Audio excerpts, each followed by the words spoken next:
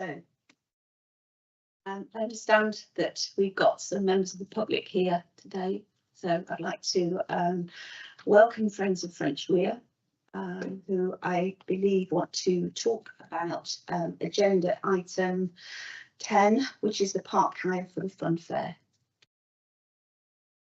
You've got 3 minutes. Thank you. 3 minutes now. Yep. Yeah, you can. If you can use the microphone. Yeah, no, that's fine. Yeah. So, so we're Friends of French Weir Park. So we came to a previous Taunton Town Council meeting where we discussed concerns after the fair. So Mr. Stokes' fair had been in the park, and we were relaying back the concerns of the community and the difficulties that were attracted to the park as a result of the fair being there. It's not the fair itself as a business. It's not working. It's not the fair itself as a business. It's the fact that the park is too small for the fair, and the antisocial behaviour was quite significant. That was attracted at the time, and every time that has it's been there and it's escalated over the years. So like I say, the previous concerns that we discussed last time still stand now as well. We did meet with Mr. Stokes following a town council meeting to try and understand it, explain our concerns and explore, and so that he had an understanding it wasn't about him, but he had a bit more context to it. He did say he would come back to us within a week to kind of respond on our concerns, but we've had absolutely nothing back from him since. We do understand it moved over to Fivewood Park last year, and I think that was quite successful. I don't think there was any as much. I mean, obviously we'll be able to kind of explain more, but I don't think the level of antisocial behaviour was anywhere near where it has been at French Weir Park in the immediate community area. I'll hand over to these guys. I know they've got wanted to kind of repeat some of the concerns that we've had. Yeah, I mean, our concerns as a whole aren't just necessarily about the park, but also the impact it has on sort of the environment in our area. We're very fortunate to have a park with a green flag. It's a very popular park, you know, even coming into spring now, you know, you can see footfall coming back. We've got the Long Run Meadows next to us, and as Kai was saying, the antisocial behaviour, if the fair is to come, it's a box hole. So from that point, it gives people a lot of, you know, ways in and out of the park. From the environmental point, we look at the impact it has. We're just about to come into nesting season, which is running until August. So from our point, where we want to build up wildlife in our area, how much of an impact will it have on that? The waste that the fair creates, not only from the point of people visiting, you know, to go on the rides, we question what happens to the waste that the people working in the park, you know, or the fair. What will they do with their waste? If it's human waste, you know, the waste generated, is that being used responsibly? Also from the point of the generators and the noise, it said in the report we got back that the generators and speakers would face the main road and the hedges. We're questioning that because the main road and the hedges, where are the ones he's referring to? Also sort of the antisocial sort of side of things. We have a very good community, you know, residents, both young and old. We've got people away from the area actively when the park comes along because they are afraid change in environment, you know, in the park. Fights or police presence. We've got one resident who had people actually trying to get into her house. And from an incident, we've had groups of girls that have gone to people's front doors to see if they are, you know, open.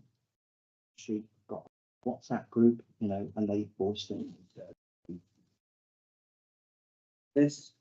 And then also from a point of the park itself, we're only physically and the ground is recovering from the last fun fair, which was 2 years ago.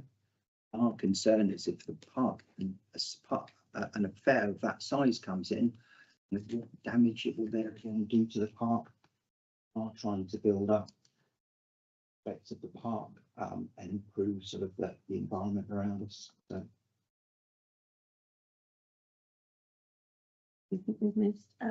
Just to add on, from a resident living in the area and the vice chair of Friends of French Weir, but the increased police presence and the riot vans parked at the end of our streets on and off during the time, it's quite intimidating for everybody that lives around there, young children, old people, but myself included.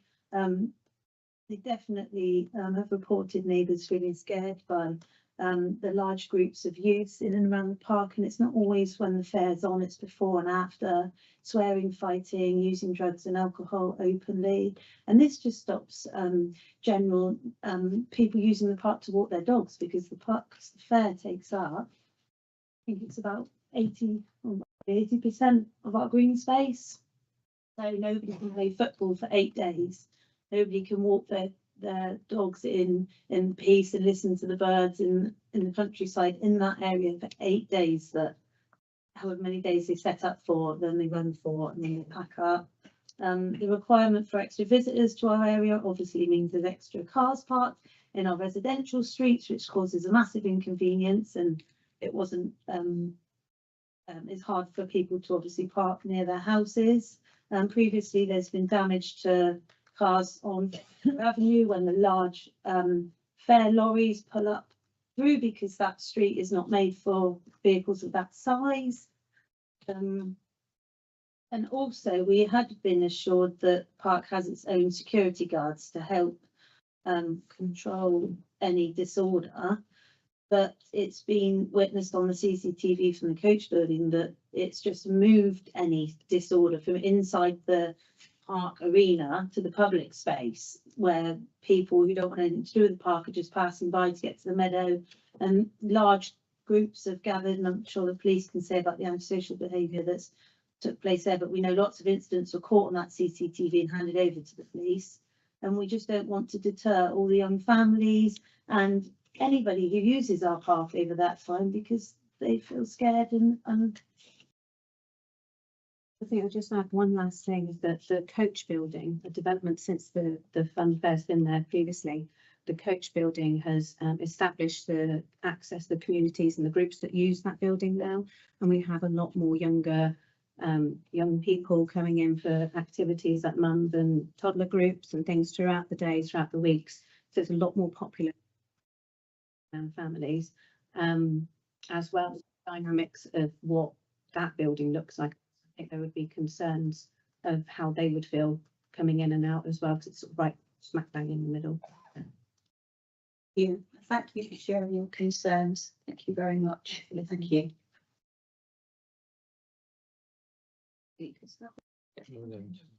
Yes, registered. No, not that. Okay, thank you. Is there anyone else who wishes to speak? Thank you. Thank you very much. So now let's move on to the official business on the agenda. Item 1, do we have any apologies? Only from Council Pollard, Chair.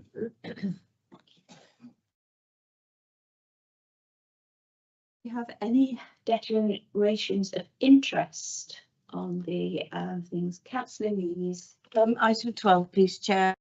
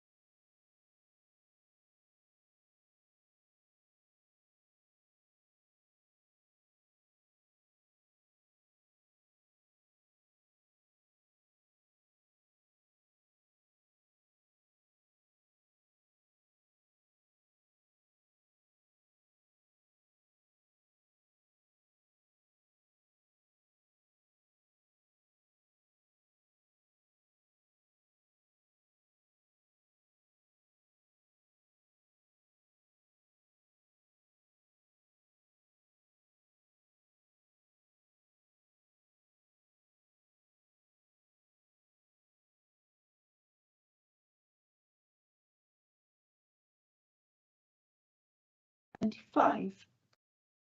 You all read them, and any comments? Can I have a? I've got a crib sheet. Can I have a proposer, please? And a seconder. So that's Councillor Strauss and Councillor Garside. All those in favour?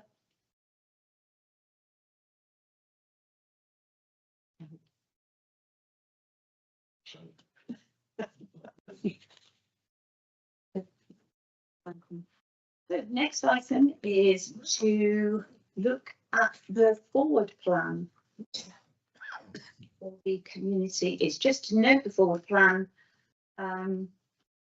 We'll probably note that I think in between setting the agenda and also the forward plan, one or two items of the verbal updates that have been removed from today, just for in the interest of time, because we've got a rather full. Any questions on the forward plan? Okay.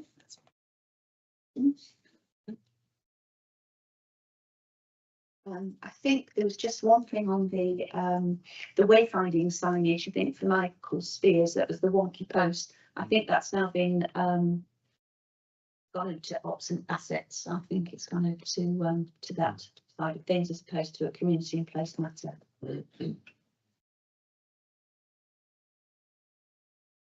Oh, this will be me. Update from the chair. Because we've got a packed agenda, I'm going to keep it relatively short. Just a couple of things that have happened. We did recruit for the second street marshal, which was successful, but sadly the person recruited didn't take up the offer. So we'll be doing fresh recruitment for that particular post. You may have seen on the website that we've now sent out invitation to businesses to apply to join the UK PAC, the Business Crime Reduction. So that's gone live on the website. So hopefully we're going to invite lots of businesses now to sign up for the UK PAC. And we've got updates from here of current things. We've got Ed here from the Urban Tree Fund, and also the Fun Fair agenda item as well. So they're the current things I think that are ongoing. So I'd like to now go on to the updates from the chairs of the. Any questions at all? Update from the chairs of working groups that report to our Community in Place Committee to provide an overview of the business conducted since the previous committee meeting. So starting with Arts and Culture Working Group. No, we haven't had a meet. No, Okay, thank you. The Hospitality and Tourism Working Group, Councillor Strauss. Yes, okay, thank you. First of all, Hospitality, Leisure and Tourism Working Group. Craig has it in hand to hold our first meeting. Members will include representatives of the Institute of Hospitality, Bridgewater and Taunton College, stroke University of Somerset. And also I'm delighted to inform you, many of you will have heard of the Michelin-starred chef Michael Keynes, and Vanessa and I met him at this wonderful celebration at Queen's College for their new kitchen, and he's offered his personal support. So we have a celebrity judge for the awards part of the programme, and he said he's happy to help us in any other way, which is really exciting. Vanessa's very kindly offered to chair the working group next year when I become mayor, but we will be looking for other councillors to join us, and I want to call a meeting really as soon as possible now, and certainly before next council year. Whilst I'm speaking, may I just report on the other two working groups, though, Chair? Thank you, Chair. The Public Transport Working Group has been bubbling away in the background.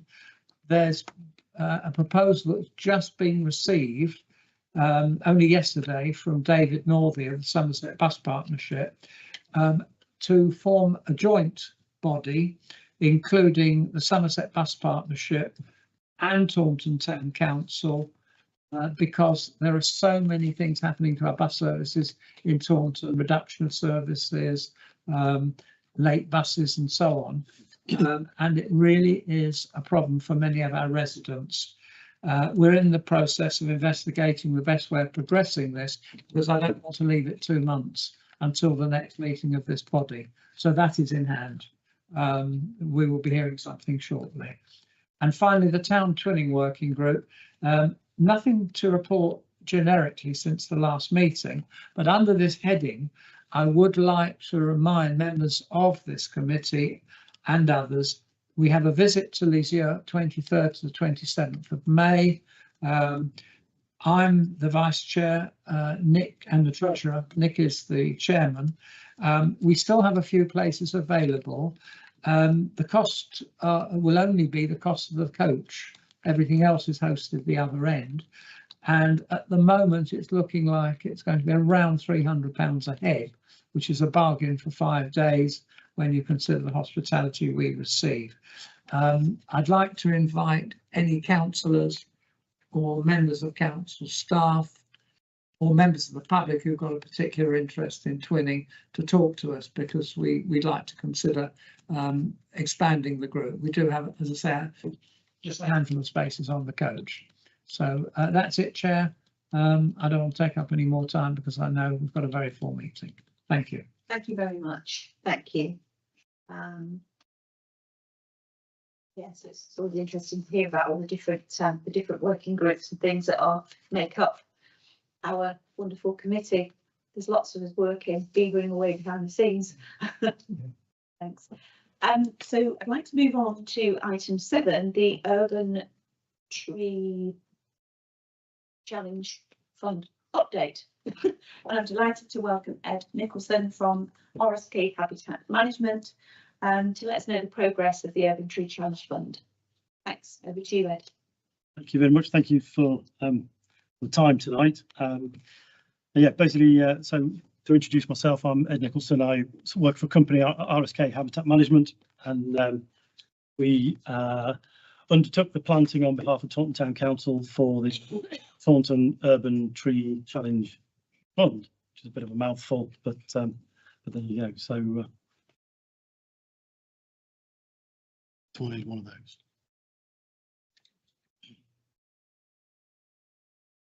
Good talk. So yeah, so basically we sort of took the original contract was, can we skip that slide on a smidgen?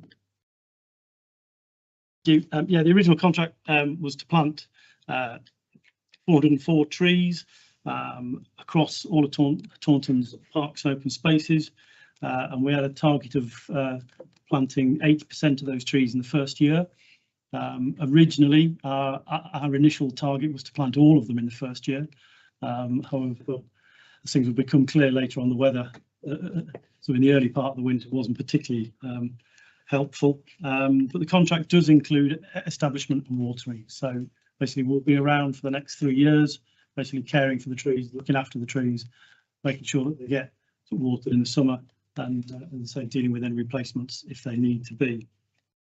So an allowance has been made for that, and as I say, within the council budgets, they've got an opportunity to do some good establishment there. So the timescales, if we just skip on. So the timescales, as I say, that we were supposed to be mobilised by sort of early December. That slipped slightly, and we got started in early Jan. And 80% completion was due by the end of March. So we're basically looking at planting. So what we're installing is a whole list of trees there. If you just skip on to the next slide, it's not particularly clear on there, but there's oak, almond, apple, walnut, quince, medlar, crabapple, wayfaring tree, field maple, spindle, hazel, elder, dogwood, Scots pine, small leaf lime, large leaf lime, alder, silver birch, red oak, Norway maple, and on and on and on, including black poplar as well. So there's some rare trees that we've put in there as well. The scheme was designed, I'm reliably informed, the scheme was designed by Somerset County Council and the Forestry Commission, and Taunton Town Council bid into that pot for funding successfully. And as I say, we're the delivery partner. So there's lots of trees there, and as you'll be aware, with any tree planting, the success is based on having good stock to move on to be able to plant in, and these are the size of the trees that we're putting in. Now RSK is a global company.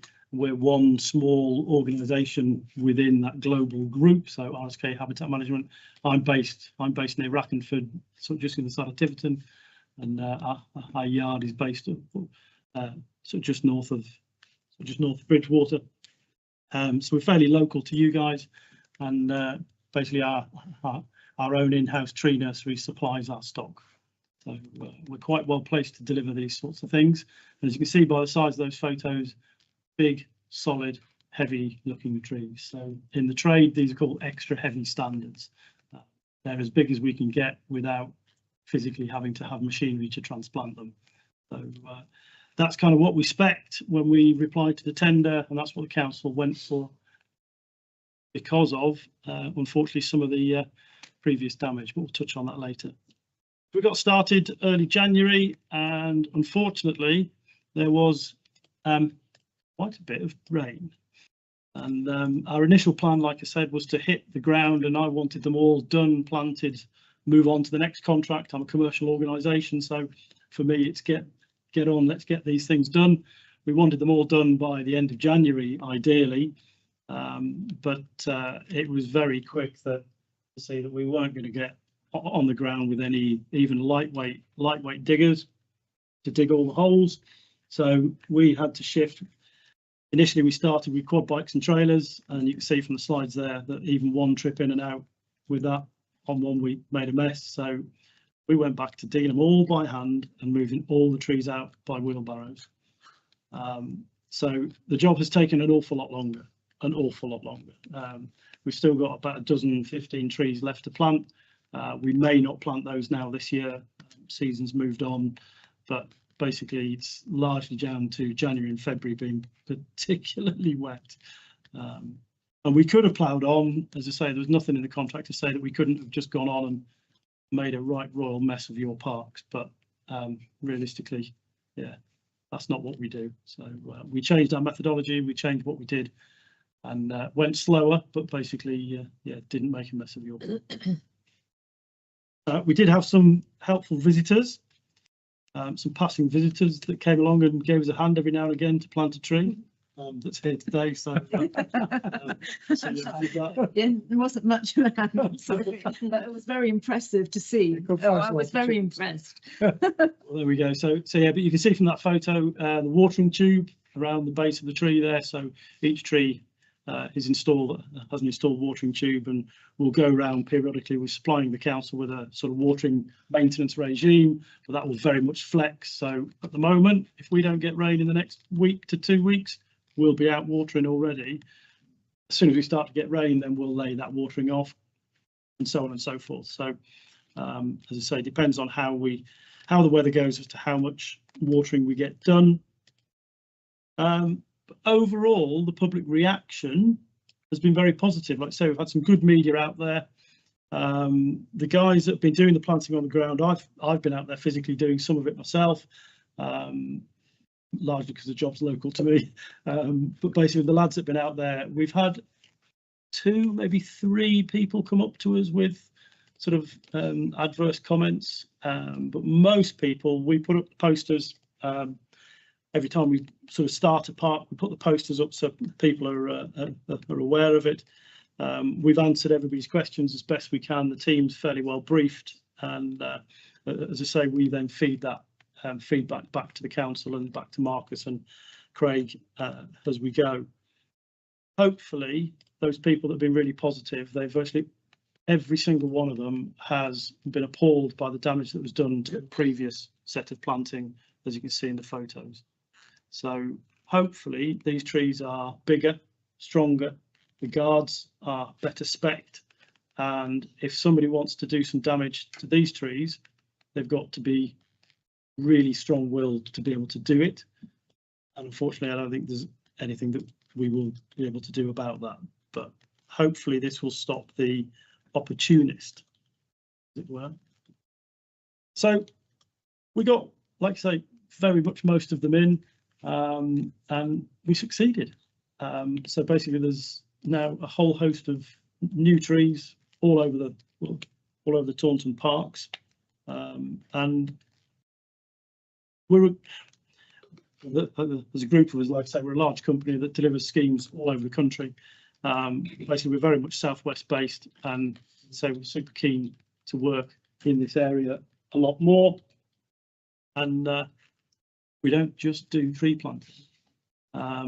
So we do an awful lot of other things. So if you just keep clicking until it shows the whole slide. So our range of services, sort of existing habitat maintenance, wetland habitat maintenance, ecological mitigation, woodland management, tree care, habitat creation and restoration. And we're part of ADAS. So I don't know if you've heard of ADAS. It's the old agricultural advisory service that was the government service that was sold off back in the 80s. So we're part of that. We're the contracting arm of ADAS, and they're an incredibly knowledgeable group of people. So have all of that sort of plant knowledge, agronomy knowledge, and all the rest of it. And if we skip on to that one, we've got some big shiny toys as well. So whatever schemes you want to do, large or small, like I say, if you want a half-ton digger, dig a pit for a tree, or if you want or we've got peatland excavation, peatland restoration, we do all sorts of stuff like that. So, and that's pretty much where we are. So there'll be a handful of trees left to plant next year, and we'll be around. So you'll see the RSK vehicles driving around delivering water. Thank you very much. Thank you very much, Ed. And on a personal level, I've seen the trees planted in Galmington, on Galmington playing fields. I was having a chat with a couple of guys that were there, and you know, some of the pictures that you showed there, the Galmington did have some trees planted, and they were within a week or so have been vandalised and broken. And it's really good to see that these new trees that have gone in have kept the metal around them. And I think you're right. I think that will act as a really, really good deterrent. Not to say they unfortunately won't if somebody's willful enough to do that. But they've got a better. I think they've got a better chance than the others did, and they're bigger trees. Electrifying. The bigger trees, and like I say, so far they've been in across some school holiday times, and be interesting to see what happens when the fairs and the likes and those bigger events that happen through the summer. But yeah, as I say, there's no legislation for that, unfortunately. Marcus. Yeah, thank you, Jen, and thank you, Ed, for the presentation. Just on a personal note, I want to say thank you for all your work for you and your colleagues throughout the last few months. It's been, we've had our sort of weekly catch-ups as the projects progress, and Ed's joined in the back of his van, usually with the rain chucking down, planting the trees. So it's been a really successful project today. So thank you for your help. Cheers. Very much. So item 8, the local policing, our local policing team verbal update. And I've got Sharon. I'm going to peer around the post now. I've got Sharon here. Hiya. And my sergeant has also arrived. So I've got Sergeant Andy Gloyn with us as well. Andy, over to you. Thank you. That's a surprise. I did check there were no questions put to us. I was not prepared to give an update, a general update, as that's not what we would usually prepare for a council meeting. So happy to take any specific questions and respond accordingly. Thank you. Any questions? Councillor Ellis. Yeah, it's just regards Castle Green. There's obviously, I think there's a growing need recognised quite widely for some sort of PSPO covering Castle Green in terms of the antisocial behaviour activity, and obviously that's something we'd have to I guess we'd have to vote on as a council to then request of Somerset Council, because I think it's the big council that would do something in relation to that. I don't know what your view about that is. I think it's got to such a point where if we don't do something major like that, we are really going to make the town centre and businesses and activity suffer quite greatly, because it is a beacon. It's the gathering point for every ne'er-do-well who wants to hang out and cause trouble, and it's not okay. It's in the right in the heart of, you know, you've got a wonderful castle and museum. You've got it's a massive event space there. It's you've got the castle hotel as well. and all the different eateries and whatever. It's just, you know, it's one of the worst places to have that concentration of ASB. I just wondered if you'd like to comment on that. Sure. I think you're right in the process. It would have to be the county council in relation to an application for the PSPO, and there needs to be a significant plan around its enforcement because it's a council to enforce the PSPO. Police can provide evidence, police witnessed evidence. However, the actual enforcement when it comes to the local authorities, there's a lot of work that we need to be done in that. There's been a response from the constabulary previously around other iterations of PSPOs. However, if there is a desire to explore that again, we would put in a formal sort of consultation and would welcome conversation and dialogue. Equally, a wider conversation around Castle Green itself, around the environment, the some of the street furniture, etc., that's there, and how we can make it a less attractive space through multiple means. Policing is one of them, but also through the use and some of the other features around. I think the camera there still is waiting to be updated as well, and that's well known amongst some of our community, because once we have one incident and we're unable to retrieve some footage, then that can be a catalyst to further issues. So I think I would welcome a further discussion around the area as a whole, and a PSPO would be one of those elements. That's nice. I'm sorry, you're my favourite people to ask questions of. I should have put something in beforehand, sorry. This is going on something that we're going to be discussing in a minute.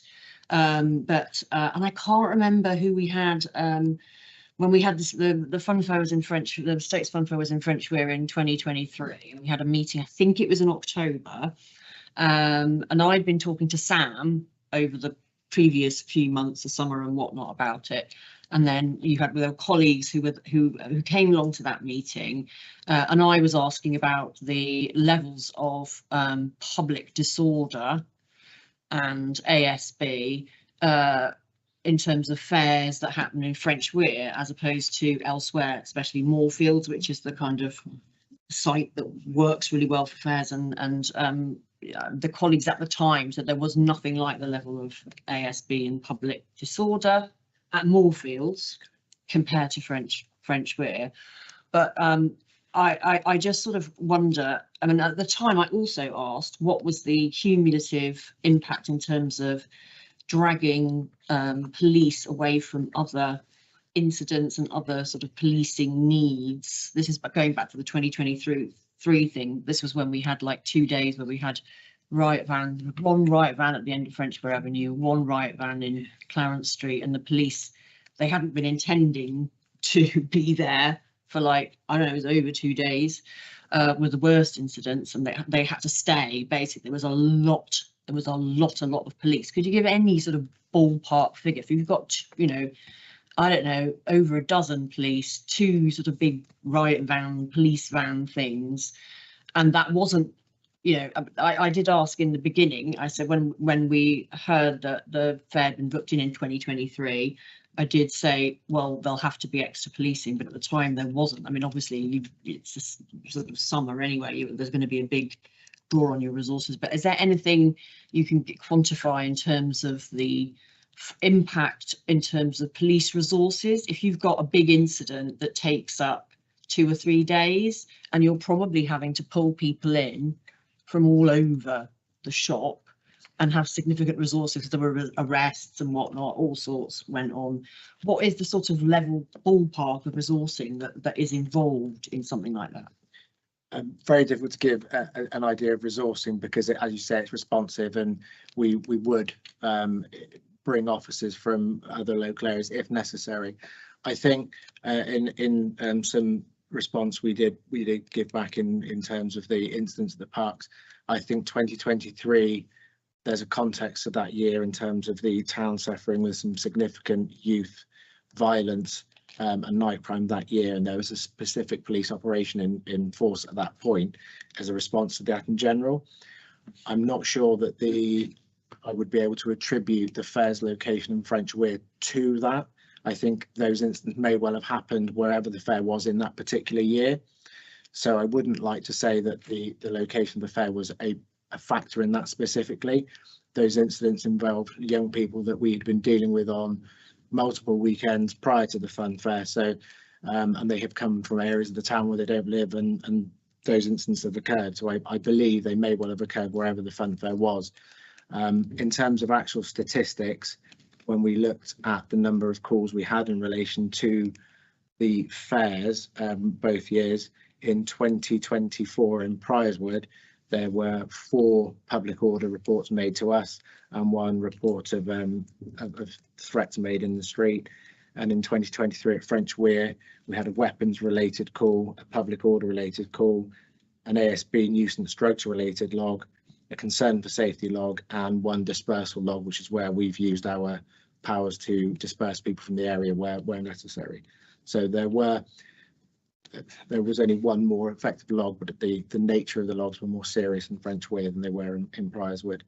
In a general policing terms, I think somebody else already mentioned that French Weir with Longrun Meadow around it has got a very large area where there is not a lot of natural surveillance.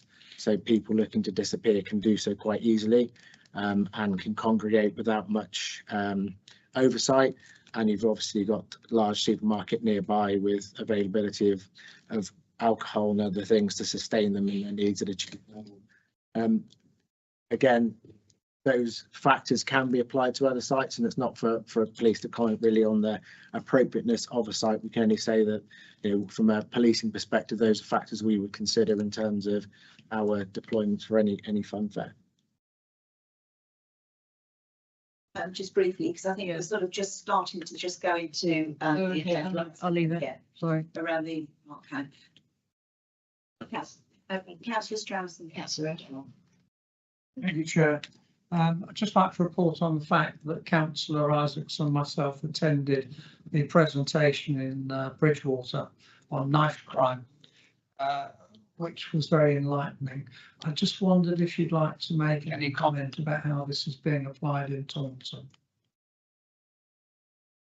So in reference to, Well, the measures that were being taken to reduce the incidence of knife crime, because it's a problem which is endemic to many areas of Somerset, not just to Taunton. But it seems to be tackled in different ways depending on where you are in the county. And I just wondered if you could just briefly comment on what we're doing here. Thank you. no problem. I think that's specifically in relation to knife-enabled robberies, which were identified by the Home Office and Somerset West, as their policing area, did have a particularly high incident of knife-enabled robbery. So it tied in with a lot of the business-related crime issues that we've been having. So the neighbourhood policing team have had a response into knife-enabled robbery in the months before Christmas and into the new year, where we are now in March as it races by, where we had targeted individuals who were involved or identified as being involved. And it's very important that we do point out that knife-enabled robbery is where there's any mention of a weapon of threat, whether one's seen or not. That can be terrifying for individuals. So we would treat those incidents with the same gravitas as if one was physically seen, because the effects it can have are just the same. So through those targeting, unfortunately, I haven't got the statistics here that we had at the presentation to give you, but we've had some notable successes where prolific offenders have been receiving prison sentences. But the approach we've had is much more about the tenacity in which we have applied to those individuals, where the focus has been proactively obtaining the evidence and repeatedly arresting them and putting pressure on the courts to support us to try and give us and the community some respite from their offending. And then hopefully with significant sentences, they are then offered some schemes whilst they are in prison for rehabilitation purposes because of the length of time that they're there. So those, I'd be happy again if with some notice work and bring statistics following meeting, just to give you an update on how that's progressed through the year. Thank you very much. I don't know whether Councillor Isaacs wants to add anything. No, you're fine. Thank you. Thank you very much for that very full response. Appreciate it. Thank you, and I think it'd be if sort of moving forwards, if we do have any sort of questions and things, we can, if we let Craig have them, and then they can bring the stats in I'm ready for that. Councillor O'Donnell. Thank you very much. I'd just like to bring up the antisocial behaviour that's often reported to me along East Reach outside the NHS. Residents from Linley House often congregating there. Residents have reported to me on several occasions that they keep jumping over. They've asked us to remove the benches. I've asked our officers, I've asked Somerset Council, nobody can remove benches. So, but I'm just wondering, what can we do more about this? I mean, do we need more police active presence down there? Looking at it, because I think it is becoming quite a concern for residents down there. They're just hanging out there during the day, and they're just being antisocial, just going into the NHS gardens and just using it as a toilet, really. Yeah, we absolutely know about that location and have done for a little while. Our officers have already got that on our priority patrol plan, and where we have other areas, we have various ops whereby we have officers coming in targeting areas of ASB, then that location or near to it is within those locations as well. So there should be lots of police presence in and around that area anyway. We were just encouraged to make sure that everything's reported to us, making sure that they report it on 101, online, etc., so that we can just balance that data with our demand and to ensure that we are sending our officers into the right places. Thank you. Thank you very much. Moving on to, we should have agenda item now, which is the street treasure electrics, but I believe we've got an update from that. Over to you, Marcus. Thank you, Chair. Yeah, so obviously, since the agenda has been published, there was a report in your agenda pack where members were asked to consider using a proportion of the community and place economic development budget to support street traders for a 6-month period from 1st of April, and consider allowing that first month of April to be free of charge. But since the agenda has been published, we have had an update from Somerset Council in relation to this matter. So I've got a brief statement that's been prepared by our financial resilience lead and officers, which gives a bit more explanation. Essentially, there's a reprieve, and Somerset Council will have agreed to continue in supply for the electricity in the short term beyond 1st of April. But I'll just read the statement now, if that's okay, Chair. So Somerset Council have been responsible for the electricity supply to traders, taking some of the supply from Market House. In view of the cost, Somerset Council identified cutting the electricity supply as a saving, which initially meant that the traders who rely on the power would be cut off from the 1st of April 2025. Taunton Town Council were prepared to consider supporting the costs of the electricity for a 6-month period, April to September, which was going to be discussed tonight, with traders being recharged the cost of the electricity in that 6-month period, whilst a longer term option were considered by the members of the council. Somerset Council have now agreed to continue to supply and pay for electricity in the short term, whilst Taunton Town Council considers its options. Work is currently underway to determine the options available and the costs involved in these options. Members will be presented with these options at the special full council on 15th of April for further consideration. Thank you. Thank you, Marcus.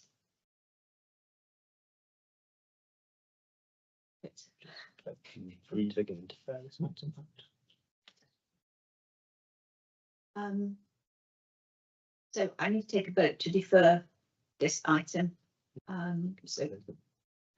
Proposer Councillor O'Donnell, can I have a seconder?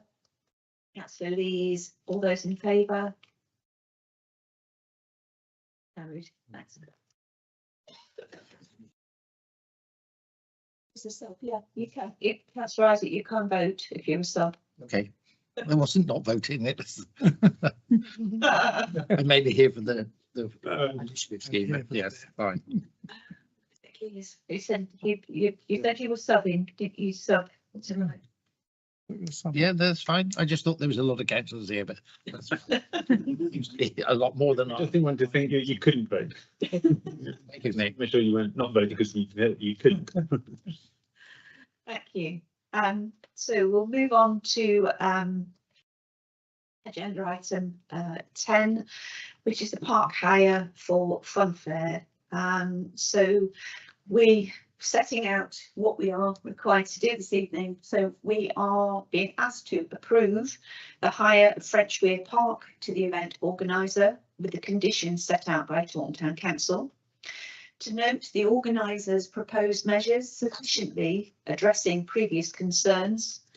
To consider if a portion of the hire fee should be allocated for community benefit within the park.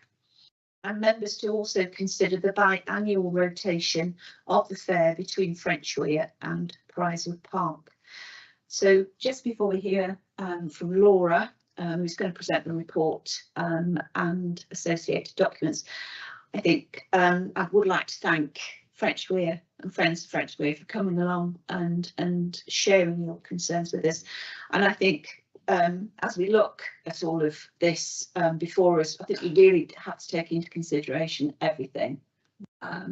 So, you know, it's the needs of the people, the wider community that would love to go to the fun fair. And also, but importantly, you know, taking into account the feedback from French Weir, and also the important thing is about the Somerset Police views on this and their sort of concerns around containment of that antisocial behaviour. But I'd like to hand over to Laura to present her report. Thank you. So within the report, I have Use the mic, Laura. should I hold it? It should be on automatic. Is it on? No. Just put it there. So within the report, there are a number of attached documents. So as you highlighted, the reason for this report is to review the hire of French Weir Park for the fun fair organiser, assessing the suitability of the location based on past concerns, and to seek a decision from the committee regarding approval, conditions and mitigation measures. For the upcoming event, the organiser has expressed interest in returning to French Weir Park. Given the previous issues, the matters require committee approval and consideration of appropriate mitigation and strategy. The fun fair organiser has responded to queries regarding operational concerns, and these responses are provided in a separate document.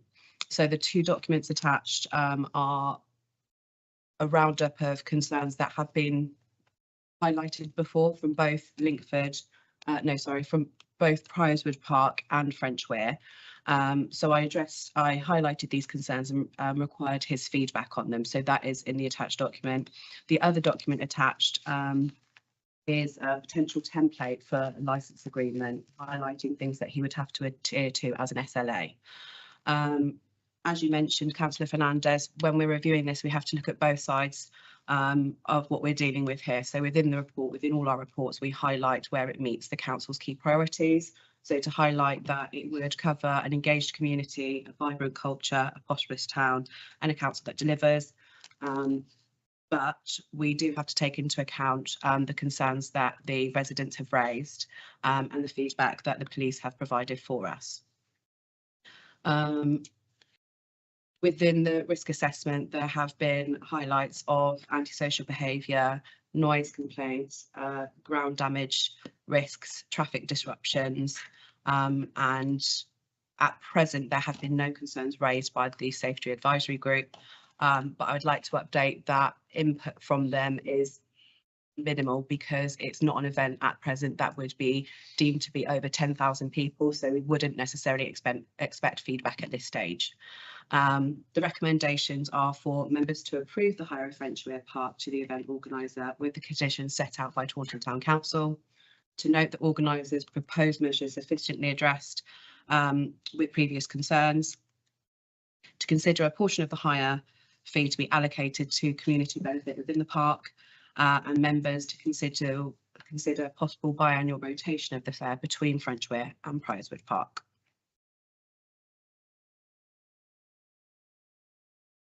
Thank you, Laura. Any question? Councillor Ellis. It's not really a question, it's just giving my view. I'm the local member. And before I was even elected, because I've been the member for SWT North Town since 2019. And before my election campaign even get underway, what was the first issue to land on my lap? the French Weir Fun Fair, which I think had started the previous year. And there was a local mum who gathered big petition against the fun fair locally.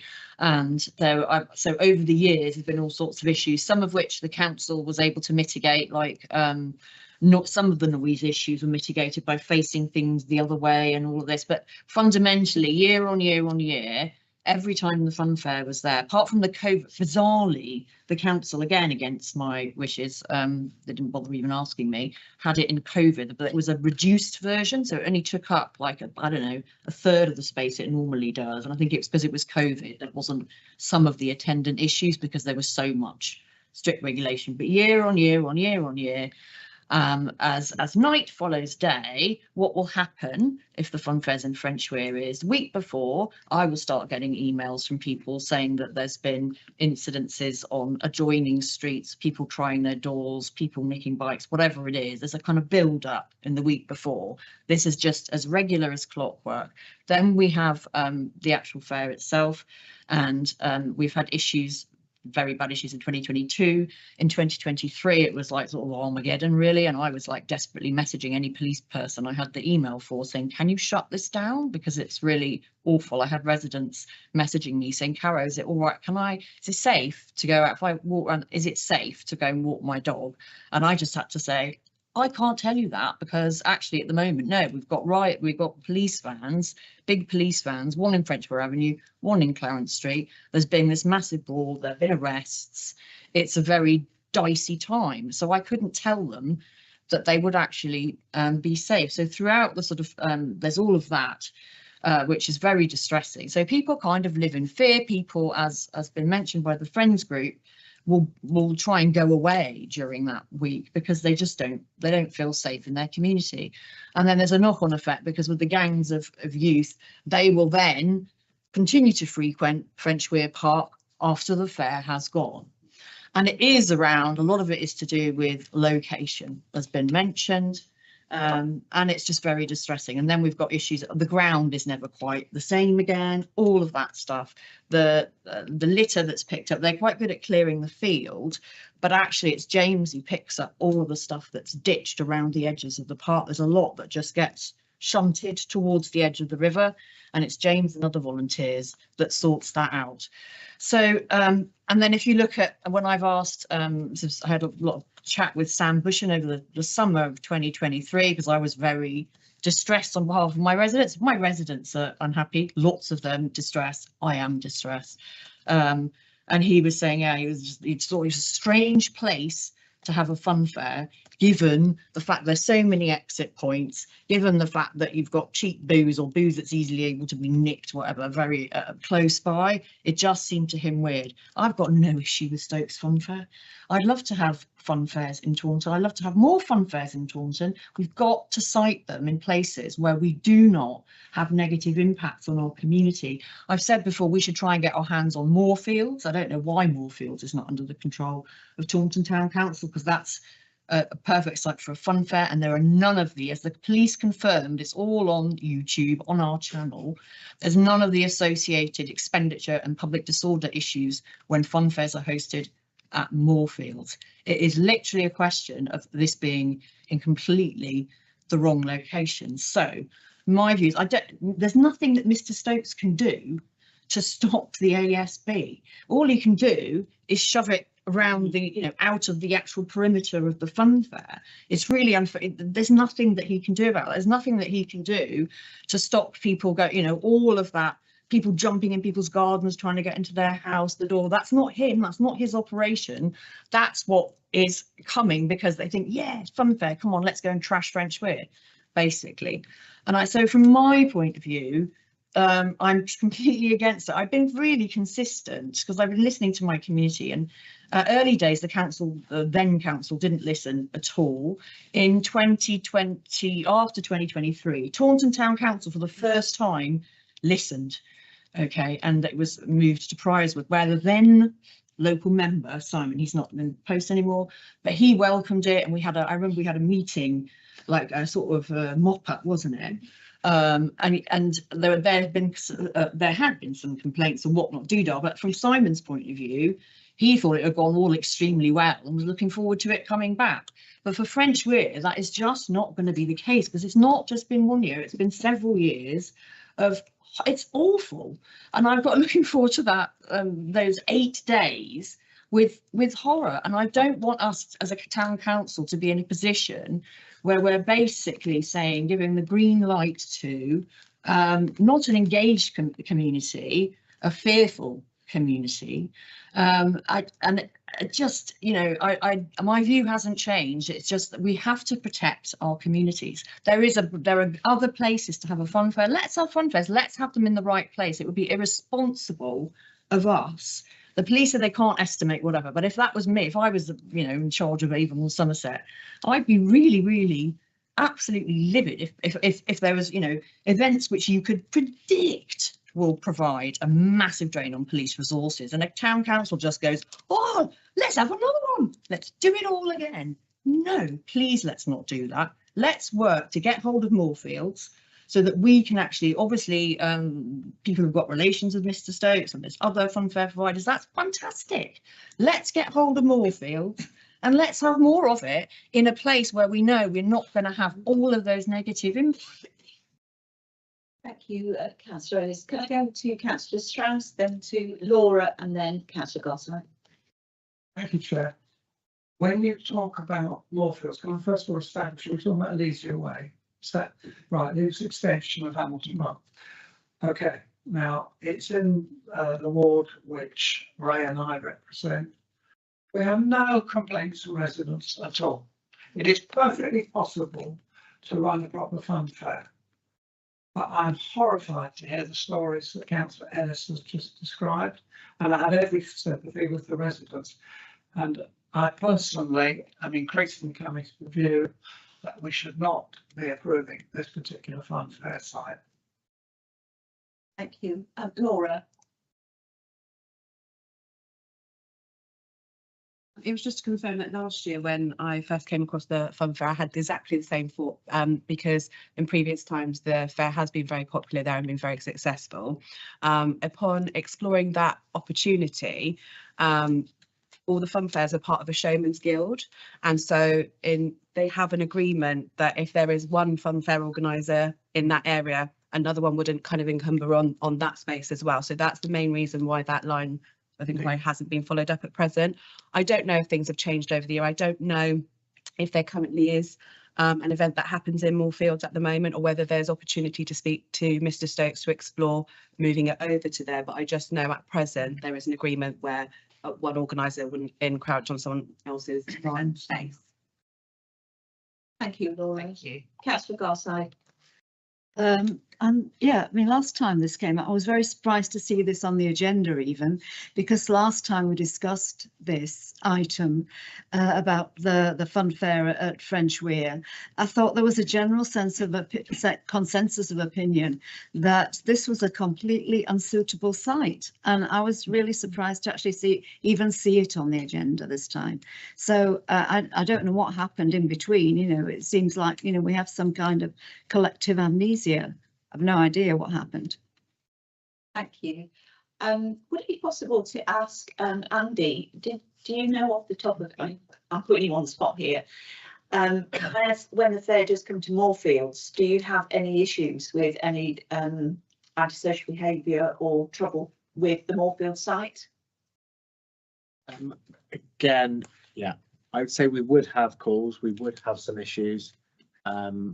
But I'm not really in a position to comment whether they'd be greater or less than the ones we had at the French Weir.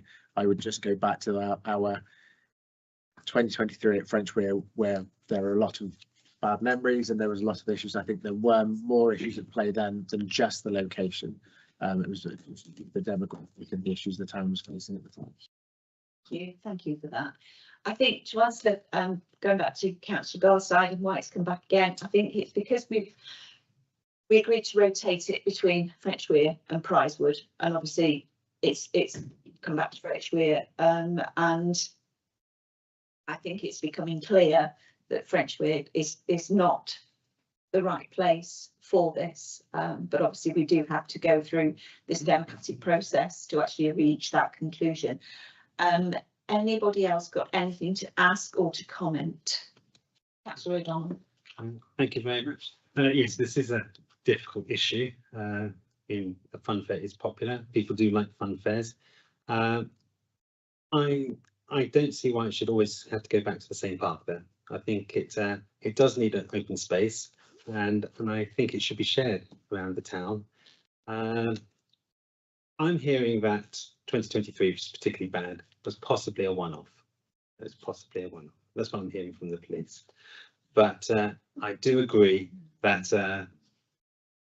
I think it's unfair that it's always starts in one park. I think it has to be shared around. So, and I'm trying to remember what concerns we got from last year. I got the impression it was quite successful at Parswood Park, that the amount of antisocial behaviour was reported was much lower. Are you able to confirm that, Laura? I think initially when dealing with Parswood Park, the lack of communication about the fair happening and taking place was the biggest concern at the time. Building upon communication with the residents and trying to address their concerns as and when they had them, building a rapport between the event organiser and the residents with their concerns. That's not to say that I don't want to speak on their behalf. They mainly might not wholly invite it back, but I believe with the right communication with them, it could be a consideration. And there was one other thing you mentioned in terms of the reported issues at the beginning. Andy advised that it was similar issues, that it just turns out that in Frenchweir, because of the circumstances at the time and what was happening locally, there were slightly more severe reports compared, but numbers were roughly the same for both years. Okay, so going back on that, I think it's unfair for it to go back to Frenchweir this year. I think it's too soon after 2023. Whether it should never go back to Frenchweir, I don't know, but I think it's too soon this year.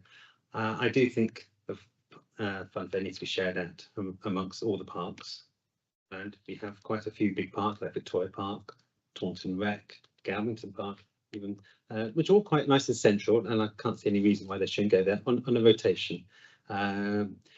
Ideally, it should go back to Moorlands, if that's the most successful place. I'm conscious that it's their rules that are preventing it, not our rules. So I think we should just go back to the Showman's Guild and say, Moorlands seems to be working very well. It is a nice central location, easy and accessible. Why can't you go back to there? I mean, they're 6 months apart, aren't they, the two fairs? So why are we having to deal with their rules? So I think we should just go back to the Showman's Guild and say that, and start to look for other places in Taunton. I mean, Castle Green would be a superb place. It's very central. Very central place to do it. We often have fun fairs there for the Christmas lights. So yes, I don't think I can support it going back to Frenchweir this year. Whether I would support it not going back for many years after that, I don't know. But for this year, I could not support it. Thank you. Can I, Councillor Ellis, can I just go to Marcus just for a minute or so, just to update? Yeah, thank you, Chair, for allowing me to speak. Just a couple of points, really. Obviously, on the Moorfields aspect, it's not a site that's a town council asset, so any of the income generated from that would go to Somerset Council and not the town council. Obviously, draw your attention to some of the recommendations there around the proposed measures that the organisers has proposed that will hopefully address previous concerns. There's a recommendation about considering if a portion of the hire fee should be allocated for community benefit within the park. And then also a recognition, I guess, that the daily hire charge is £457, so covering 8 days, just over £3,500 worth of income. So obviously, as a council, you're looking to become more commercial and less reliant on the precept to help benefits. So just to weigh those considerations as well.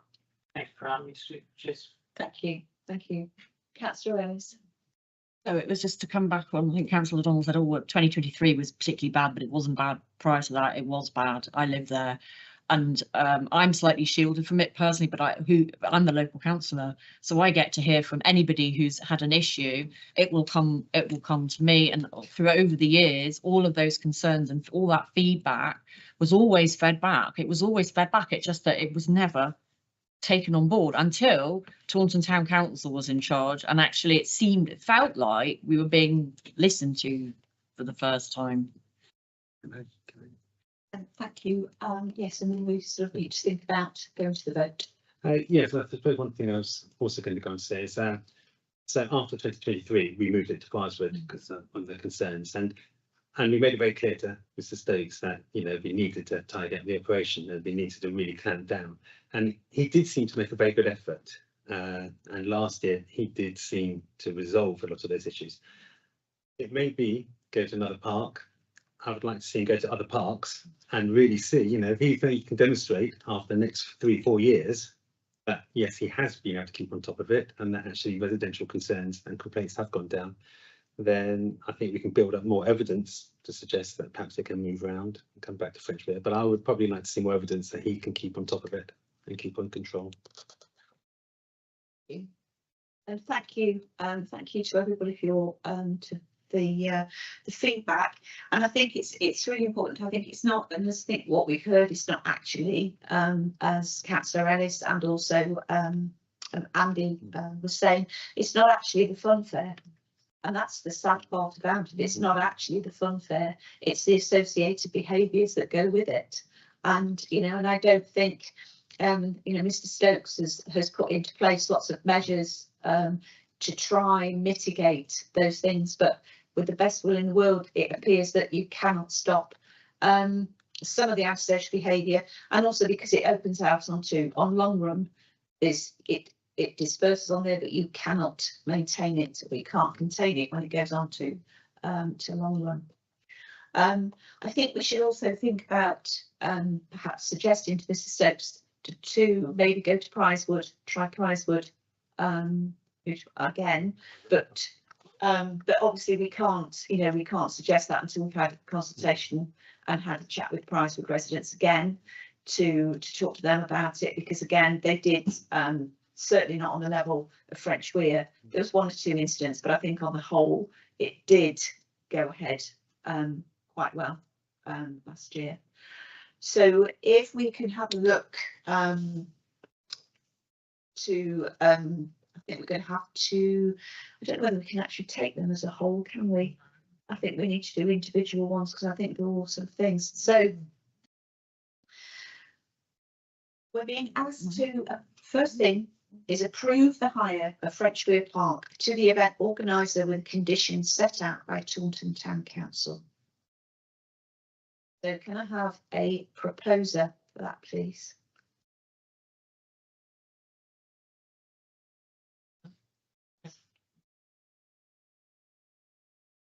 Nobody wants to propose. Okay, so do I have any votes in favour of that? No, We can't do it. Okay.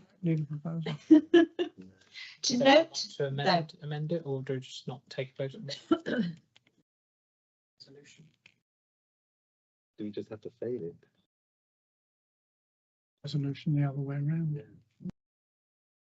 Members to disapprove. yeah. So yeah, so members do not approve the hire of French Weir Park to the event organiser with the conditions set out by Taunton Town Council. Can I have a proposer that we do not approve? Can I have a seconder? All those in favour?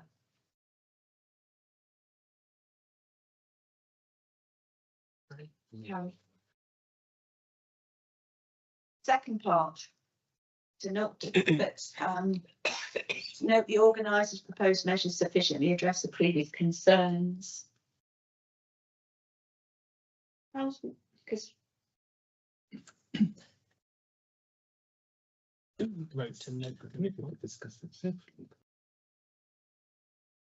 Do you think they would be? well, it's a note. Would they apply It's to a note. Just a note. It's a note, so we've noted it. I think we've noted, as per the report, of that.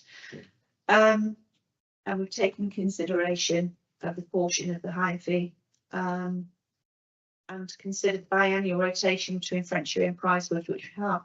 So I think the collectiveness, if we voted not to approve.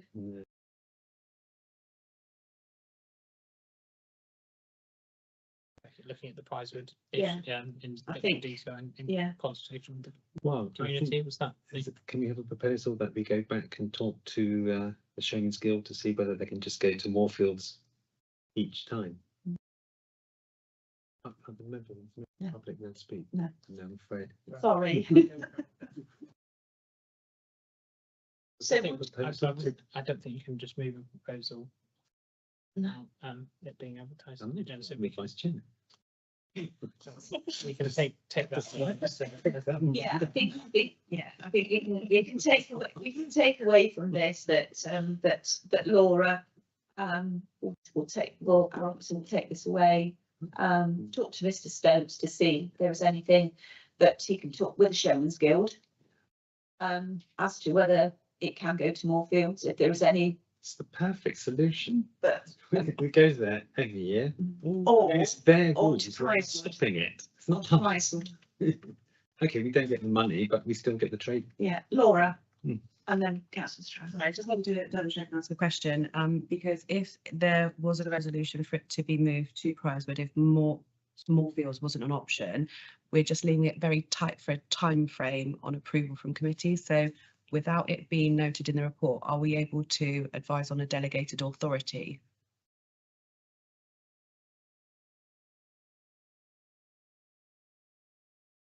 Or even if it's on the plan. So if Moorfield wasn't an option and we explored Prizewood, I was just wondering if we were able to give delegated authority to yourself or the town clerk, because otherwise the timeframes of consultation wouldn't be fair for the residents and we wouldn't be able to collect their concerns and address them. Marcus. Thank you, Laura, for that. I think it might be worth looking at recommendation for and amending it to where it says about the biannual rotation of the fair, to amend that to members to ask what officers to go away and consider the proposal for Prizewood Park being an option for hire for 2025, subject to those commitments to consult with the local community. Leave that as an amended form of wording. Yeah. Which allows things to progress without having to wait for another further democratic decision. You have to vote on that as well. Yeah. Proposal. So hopefully we'll remember that proposal. So our members happy to vote in favour that we are asking to consider the fair being proposing Prizewood and that delegating to the officers to arrange that. Are we happy? Can I have a proposer? That's a Strauss, a seconder. That's a O'Donnell. All those in favour? Thank you, and thank you. Thank you. Councillor Strauss. Chair, just very quickly, I had the feeling when all this was discussed originally, Stokes did want to go, not just because Moorfield was used by another operator, he didn't feel it was suitable in his particular fun fair. He may not want to go to Moorfields anyway. That was the feeling I got when we first discussed it. I might be wrong. Thank you. Prizewood is another matter.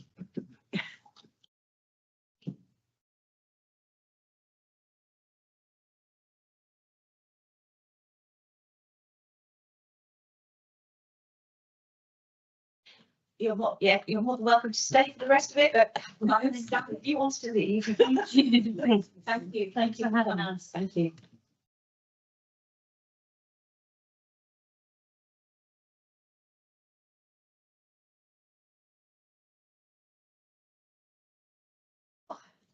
So moving on to the ward member initiative scheme. Oh, hang on a minute. Oh, I don't know, he's a member of the public. It's me, it's all right, you can ignore me. Chair, sorry, Chair, Councillor Isaacs is had to leave, which you know, he's asked if I would sub for him. Have you any objections? Subbing for the sub. Subbing for the sub. I don't think you can. Yeah, The that, Premiership, there's, isn't it? there's requirements around substitution, as I understand as well. So yeah, you can't just do that. No, no. Ask the question, yeah. You've come all this way. So, we're going to move on to the ward member initiative scheme. I'm just going to swap these over because I know Councillor Ellis has just nipped out. So can we just swap them over? So I'd like to look at the ward member initiative scheme for Councillor Goldside.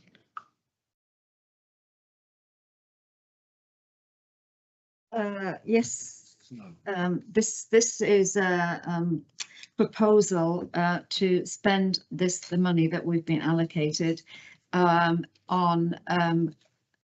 electronic doors for the community hall in my particular ward, which is Wilton and Sherford. In Wilton and Sherford is a rather strange ward in that it only really has two well, maybe three community spaces. One is the church, and the community hall, and the other is the pub.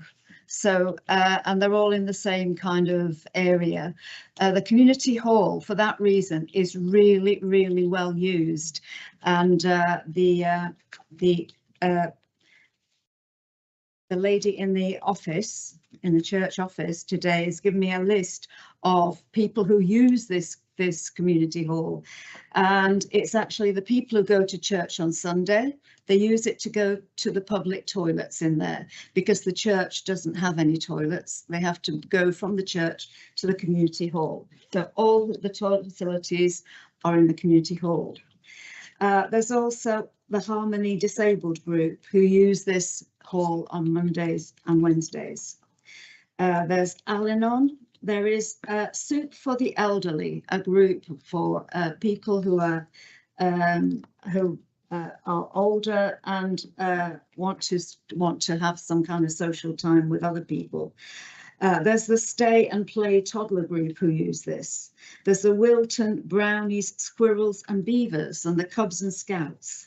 There are the Buggy Buddies. This is the young mums and their children who come and use it. There's Mossy Church, which is kind of a group that meets occasionally, particularly when it's raining, and the community hall provides activities for families, particularly for families in wet weather.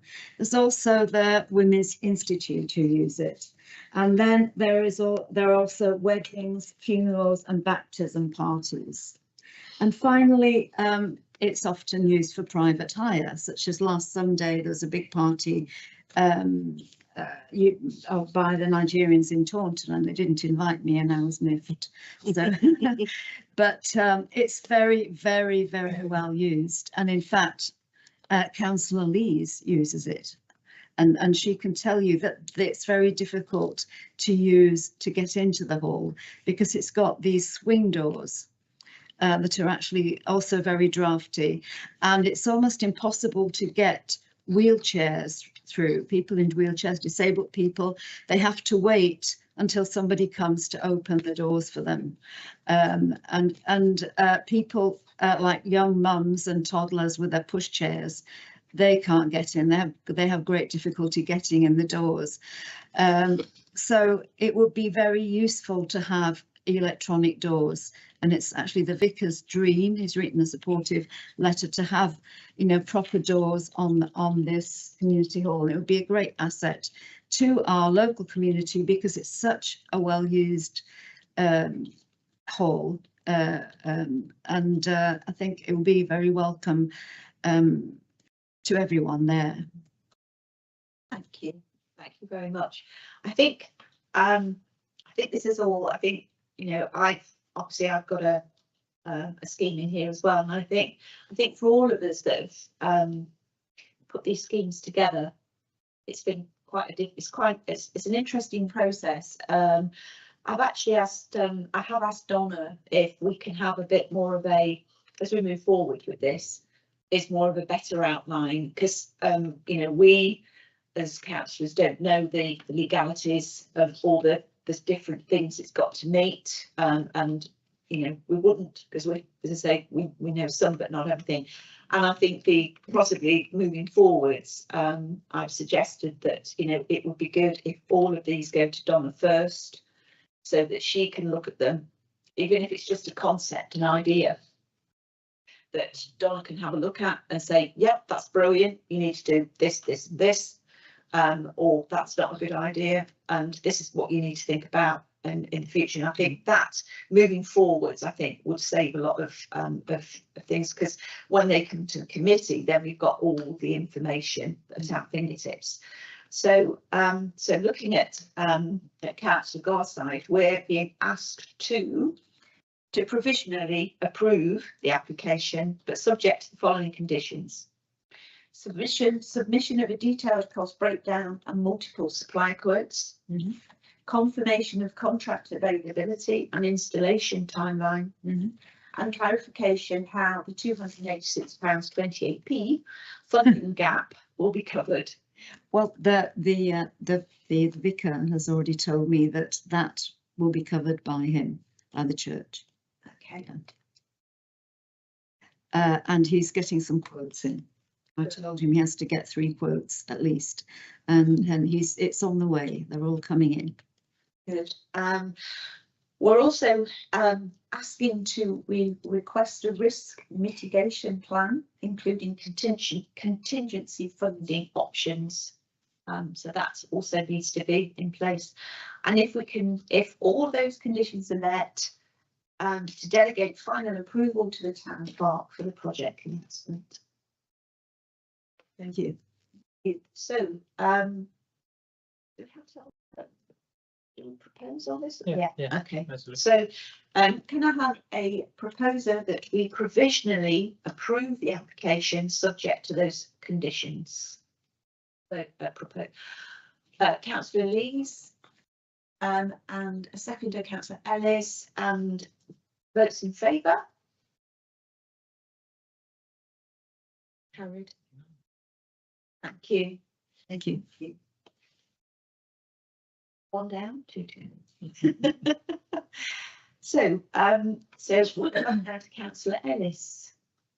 So let you give us an outline, Councillor Ellis, of your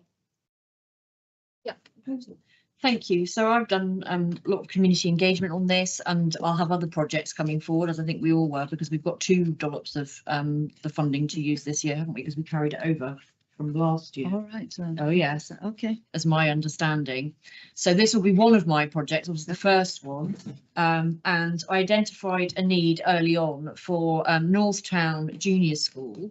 They have a very grim junior playground. The junior playground serves some 240 pupils who use it morning and midday, afternoon, and as kids progress up the school, they can be using it, and they may sometimes come and use that junior playground as well. So it's a large number of children, and they have come up with a plan. They want to create like zones within the junior playground to give it a really nice upspruce, and to create the ability for, they're going to create a sensory garden. So they want to buy lots of planters and different herbs and stuff.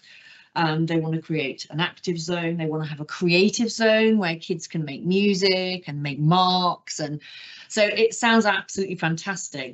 They have a very active PTA, maybe not as kind of a turbocharged as Parkfield, for example, but they work really hard. There's no way they could raise enough money to do this just through PTA activities.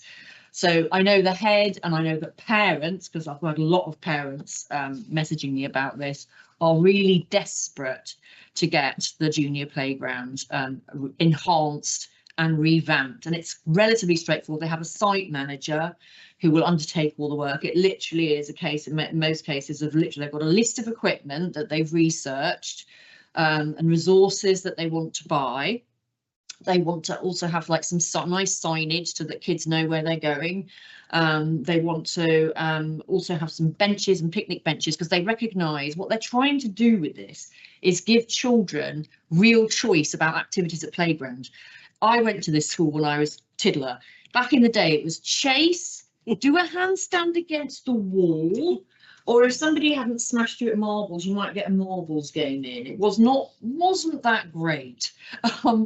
So they want children to have a real range of choice of activities at playtime, because they're all children are different. I do not really want to run around. I'd rather have gone and done some art or made some music. And I was a child, there are many children like me who don't fit in school, who don't find school actually really, really difficult. And we've got higher rates now, school refusal and attendance problems. And that's not because schools are rubbish or schools aren't doing a good job. Schools, and especially Northtown, are doing an incredible job, but it's against a backdrop of austerity funding. The amount that funding that schools get for SEND pupils, for example, hasn't changed in the last 10 years. Okay, they are within a straitjacket where they're sat, they have to, you know, drill children to pass mindless, meaningless tests. So it's not, you know, schools really struggle to be able to make their kids happy, and Northtown wants to make kids happy. So this is for the junior playground to create a new, incredible, choice-based area where you can pick what suits you. Do you just want to sit quietly and play a game or chat to friends? Do you want to make music? Do you want to dress up and do plays? I was always making up plays at school, and nowadays there's not room to do that in a classroom. You can't. When I was young, I basically the entire day of class was ruined by me and my friend insisting that we had to put on a school play for the rest of the class, which was absolutely a pretty appalling play. You can't do that nowadays. There's no scope within the curriculum. So this is what the funding is for. It's for £4,992.23. I set out in my application how I thought it meets our strategic objectives, because the sensory garden is about connecting children with nature. That's vital if we want to promote a sustainable environment. A vibrant culture. Kids will have the opportunity to do creative opportunities at playtime and build their skills. And I talked about an engaged community as well, because this is really important for the children, for the families. Happy children mean happy parents, mean happy families. Happy families means a happy community. So, and the thing is as well, there's been some discussion about, well, do we have to allow public access to the playground in order for there to be community benefit? Now, there are times of the year, and I go to these, where Northtown has events that are open to the public. Everyone is really, really welcome to come to the summer fete and the Christmas fair and various other things throughout the year. So there are times when there'll be all members, grannies, you know, random locals. You don't have to have a school connection. Everybody is welcome, and they will be able to enjoy those facilities. But I think there's a more fundamental sense in which there is a wider community benefit. And it goes back to my point about the experience of children today. Children desperately need enhanced opportunities for play in school. It's on the playground that kids learn all sorts of skills, how to assert themselves, how to negotiate, how to work with other people. You see where this is heading. It's all that emotional intelligence, and sometimes they have to work disagreements out themselves, right? So what you're doing by giving them enhanced opportunities to play and do all these activities, you're creating better citizens who are better able to regulate themselves, who are less likely to want to refuse going to school, because sometimes for some kids, it could be just, if there's one thing that they enjoy doing at school, that can be enough to make it feel like it's okay to be in school. And I was that kind of kid, and so I completely get that. So there's a wider community benefit in terms of happier children who have learned all these skills on the playground, then being part of our community, because these children are part of our community, a pretty significant part of our community. And so we don't want antisocial behaviour. We want children who are less likely to be engaged in antisocial behaviour, children who are less likely to need mental health services, children who are less likely to need intervention from inclusion services. So all of those services, and people are entitled to these services, but there's a massive implications for council tax if we deliberately deprive children and force up levels of needs. We don't need to do that. We can support initiatives like this in our communities. So as you might have guessed, I'm very passionate about this, and it's within our ability to give money to a school for this project because of the general power of competence. Schools do not get, doesn't replace statutory funding, because there is no statutory funding for playground enhancements, which I find absolutely astonishing. But then again, schools get an absolute pittance per pupil from government. So it's perfectly legal for us to do this. There will be wide-ranging community benefits.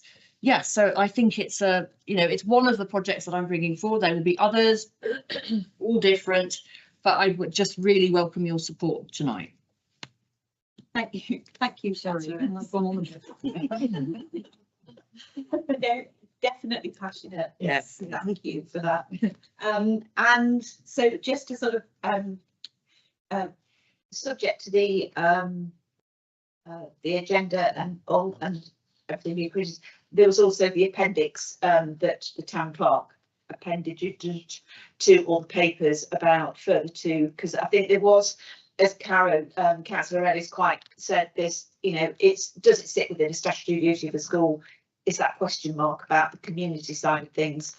And absolutely, yes, there is. And I think the clerk's conclusion in the appendix A was that it doesn't breach statutory education duties and we can lawfully support the project under the general power of competence. It does align with the WMIS policy and the corporate plan, and the final decision rests with us as members based on our judgment of the community benefit that it's delivering. Councillor O'Donnell.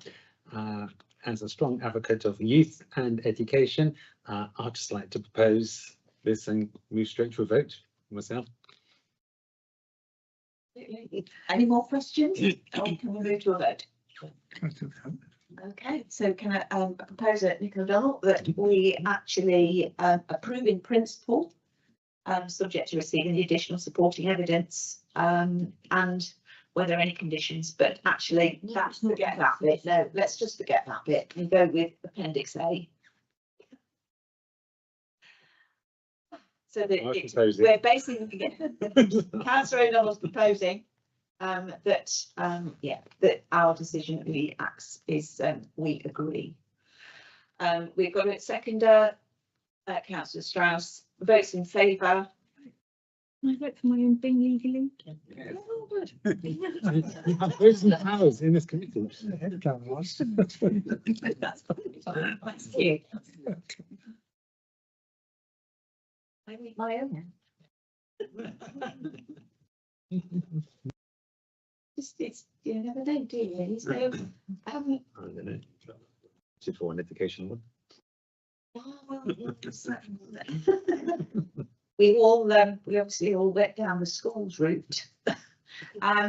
So I had a meeting with Gareth, who was the head teacher of Parkfield Primary School, just to go and have a look at his wonderful school because it's in my ward, and it's taken me now a couple of years in to actually decide time to actually go visit school because we're just so busy. And what a wonderful school it is. As Councillor Ellis will probably testify, it's such a warm, inviting school with lots of stuff going on in there, lots of wonderful things about, particularly around special educational needs, which also are quite close to my heart as well. And so, bless him, he'd already, because I sent him an email and said that I've come in along to discuss the ward initiative, to see if there's any way that Emily could help those pupils within school. And he showed me an area that they use for the early years foundation stage, which at present is in a porta cabin, as many schools are. The porta cabin tucked, and it's in a wonderful little bit, it's tucked at the back of the school down towards their woodland area. So it's like a little mini forest school in there. They've got a hobbit house, which is amazing. I want to go in, but they've got a porta cabin with 2 rooms, but the outside space, there isn't facilities for children to play and have access to proper play equipment. They've done some fundraising, they've got some. So this forms part of my application is to actually purchase some of that particular play equipment, things like weights and scale set, mark making boards, mud kitchen with chalkboard, and a water wall. And the idea, the community aspect of it is that they will actually open it up outside of school hours to nurseries, for they can come in, community groups, childminders, church groups, holiday clubs to come in and actually use that equipment as well. Obviously, because of risk assessment, they wouldn't be able to come on site when the children are all at school, but when it's closed sort of out of school, out of hours, during school holidays, those community groups can come in and actually use that equipment as well. And the school will be responsible for the ongoing maintenance and upkeep of that equipment. So we are supporting, this application is supporting £5,401 to actually buy that equipment and that play equipment to put in that particular thing. So we are asked to approve the application, allocate the money from that, confirm the funding process, ensuring sustainability initiatives, community-wide benefits beyond school setting, which is in the application. Any questions? Move to the vote. Can we have a proposer to approve the application? Councillor Strauss and a seconder, Councillor Ellis, and all those in favour? Carried. Thank you. And last but not least, Councillor Isaacs. Thank you, Chair. I hope the monkey vote's working well. This bit is pretty good to go last, really, because I've learned so much from what the other presentations have gone. Just a couple of comments on that. I've got sort of 13 areas of equipment for funding for the event, which I'll cover shortly. And our clerk had recommended that we pay the monies to another party who then don't have to get the 3 quotes and go through. So there are ways around things of that. I'd like to thank Councillor Ellis for her very passionate presentation there. And there's a lot of need out there for primary schools and help with schools. And this is all linking together in a moment, but the Wellsprings Primary School, they've got a lovely garden pond thing in there, and children's education, new and bugs and things, and newts and frogs and all of that sort of thing, which was put in, I think, helped by my predecessor last year. I've had words with her, and it's getting overgrown and things and whatever, so I was going down that route to do something with them, but they're coming through for a grant funding with that. So I digress at the minute, but there's a lot of things that we could do going forward to help. Anyway, back to my proposal.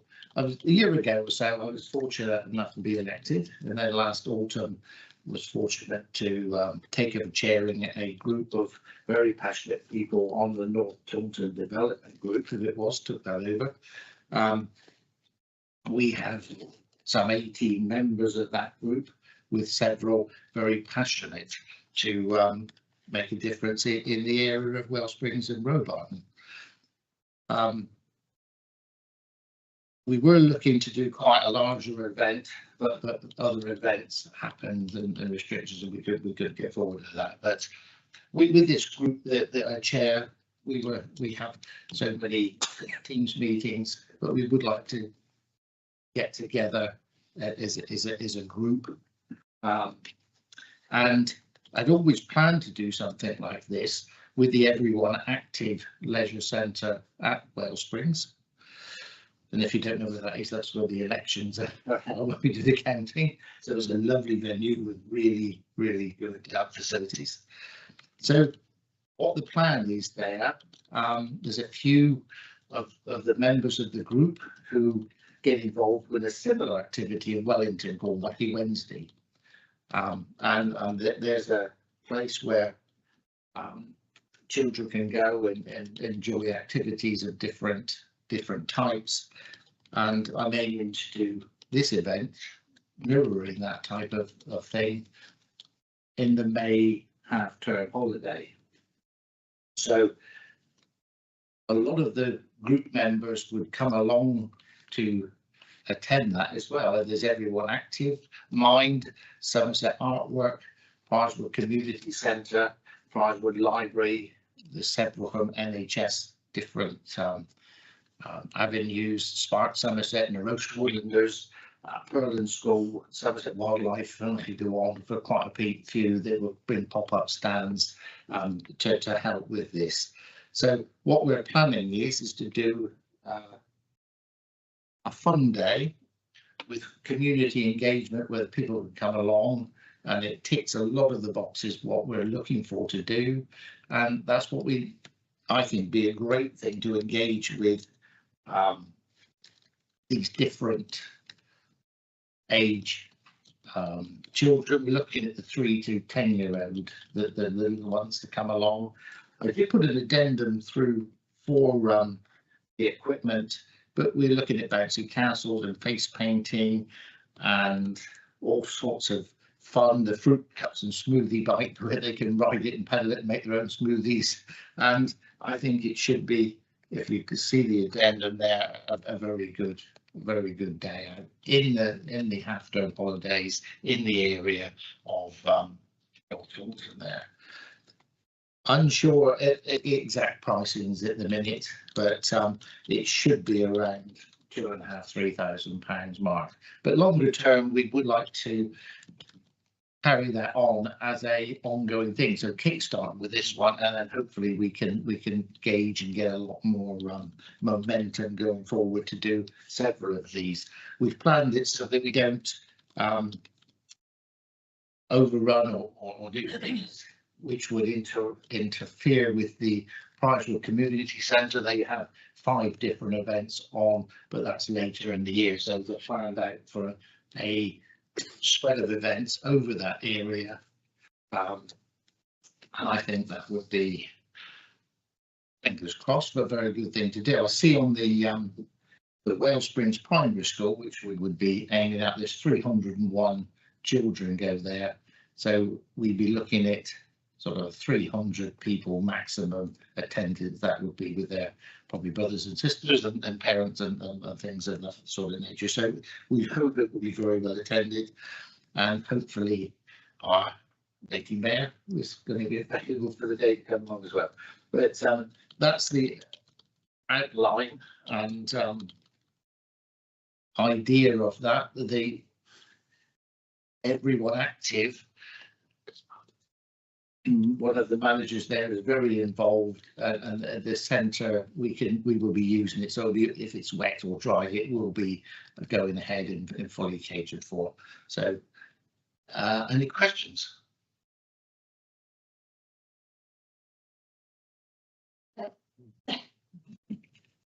So okay. Well, I was just going to say, as the other ward member who wrote about the Wales Springs, I fully support this. I think it's a wonderful initiative. It's a shame we can't have the basketball going on instead. That was the original plan, but unfortunately the school are building a new theatre, so it disrupted all our events. Well, what can you do? So I'm very supportive by it. And so I'm only sorry, Councillor Isaac, I'm going to be in France that day. As is Councillor Strauss. So you'll have to have the deputy mayor. John on Teams or something. We'll be on a ferry. Thank you. But I would certainly like to propose this. Thank you. So you beat me to it. So we are considering the application under the WIS for the Wales Springs Area Activities Day to approve funding subject to confirmation of final costs and clarification of the payment process. Advise on funding disbursement, direct payments to providers or reimbursement, and I think you covered that, Rob, earlier.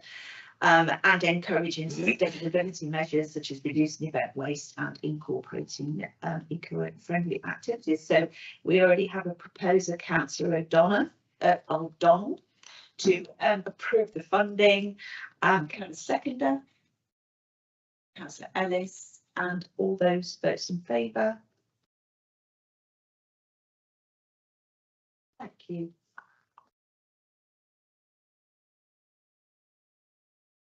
We are Noticed that this is all.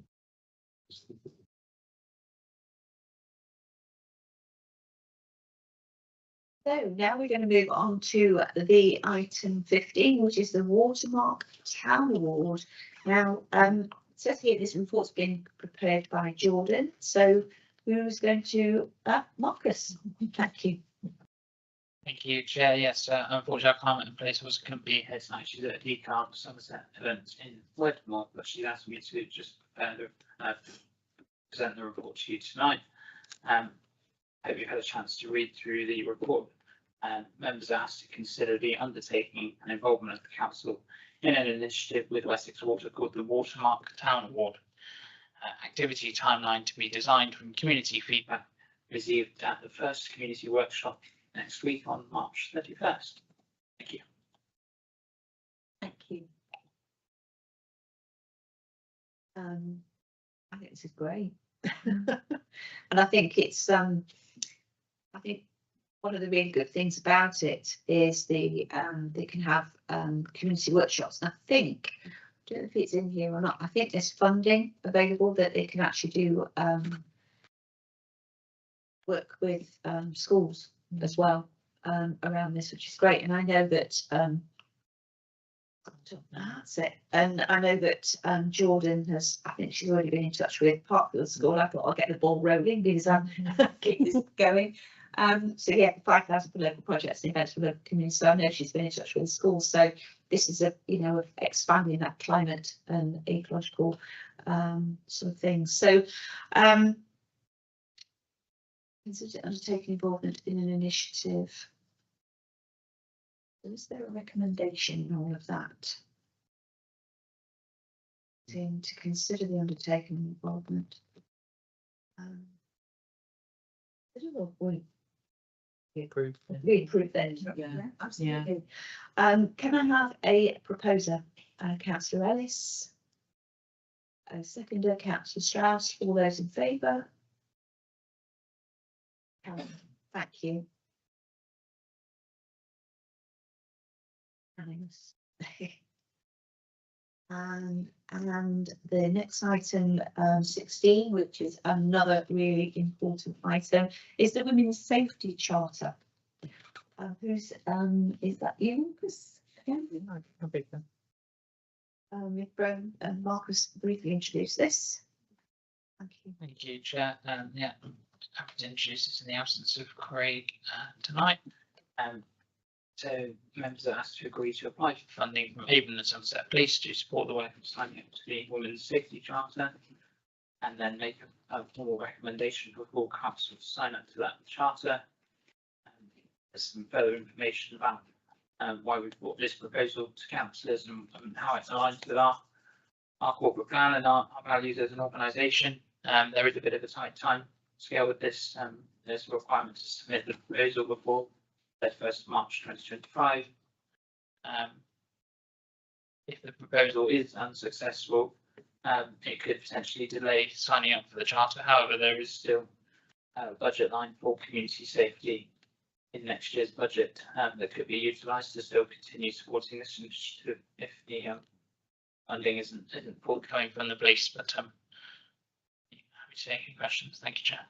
Thank you. Councillor Strauss. I just ask, how much are we roughly talking about? I think it says in the report the town council could apply for a grant of around £2,000, which would support a communications campaign. And officers, the grants officer and the communications team will apply for the funding. Should you as councillors Thank you. approve tonight. Thank you. Any other questions? I think this is a superb initiative. I think we should be fully behind for this. And as Marcus said, you know, we're applying for a grant of £2,000, but we have got extra money in the budget line should we need it for this. Because again, you know, you do hear various things on social media about people not feeling safe, particularly women feeling safe in town. So I think this is a really good initiative. So we are being asked to approve applying for funding from Avon Somerset Police to support the work of signing up to the Women's Safety Charter, and also to recommend full council signing up to the Women's Safety Charter. Can I have a proposer, please? Councillor Lees, and a seconder. Councillor O'Donnell. All those in favour? Unanimous. Thank you.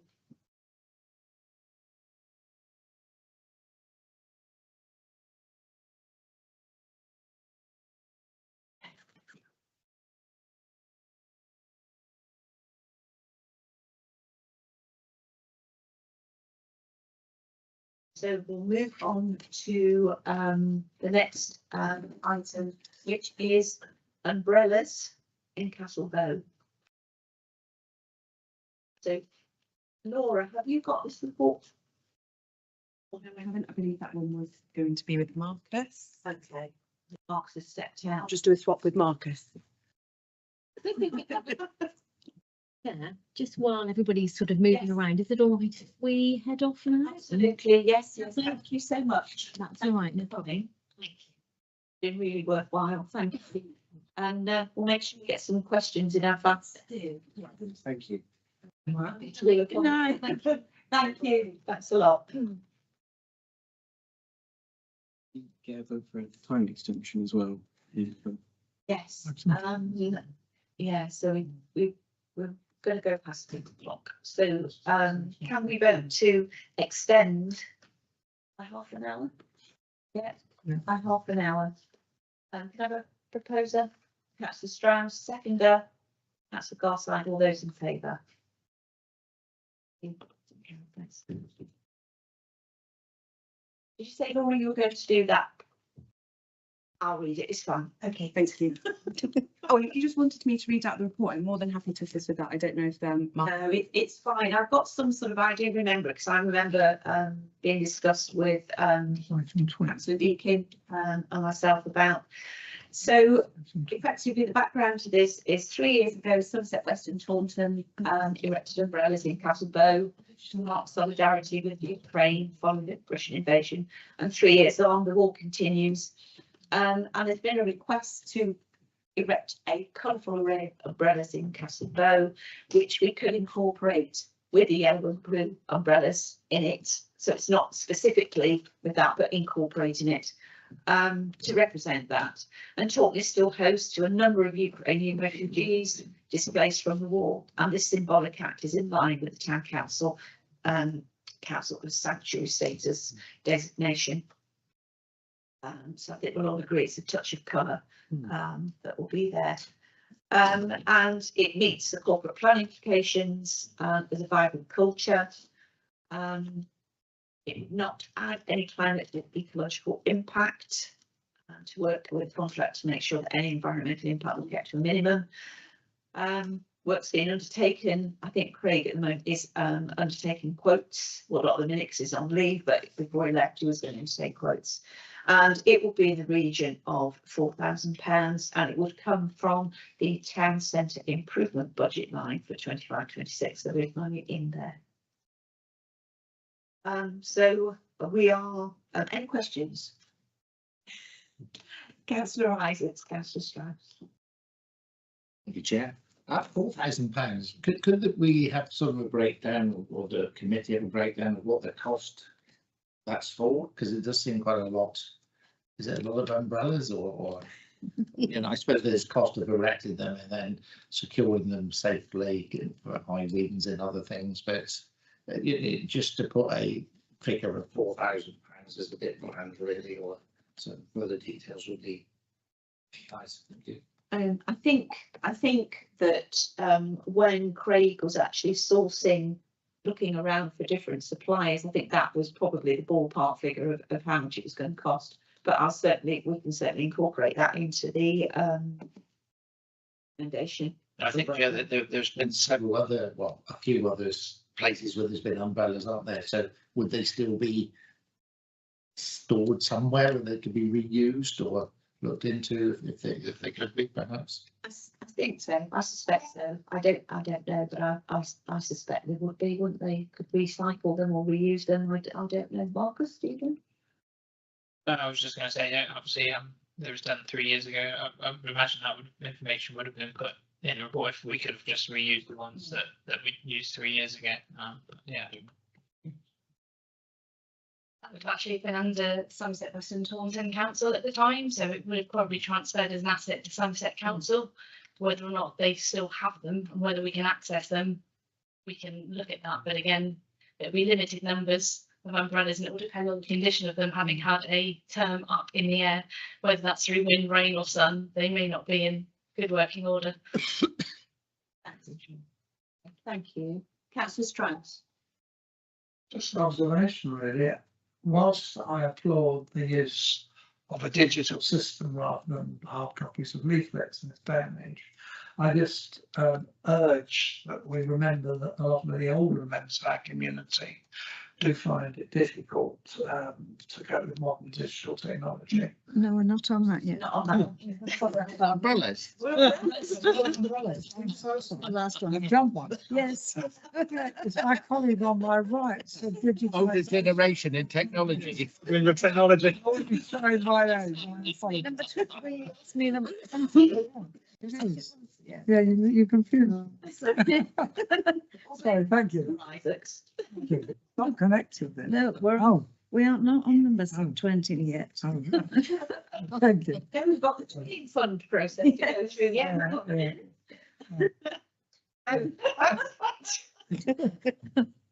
Back to the umbrellas. Umbrellas, Councillor Strauss. Yes. Yes. Fine. Wishful thinking. So, can we alter the recommendation slightly to say members to consider erecting colourful umbrellas in Castle Bow for the spring summer period, subject to a breakdown of the costs? Is that possible? It's like an amendment, yeah. The amendment. Yeah. If members are happy. Yeah, so sort of asking to consider erecting the colourful umbrellas in Castle Bow or to approve it for the spring summer period, subject to a breakdown of the costs of £4,000. And also, to and also that we approve delegating authority to the deputy clerk just to select the preferred contractor in consultation with the chair of committee. Perhaps be you, Marcus. Can I have a proposer? Councillor Strauss and seconded Councillor Garside. All those in favour? Unanimous. Thank you.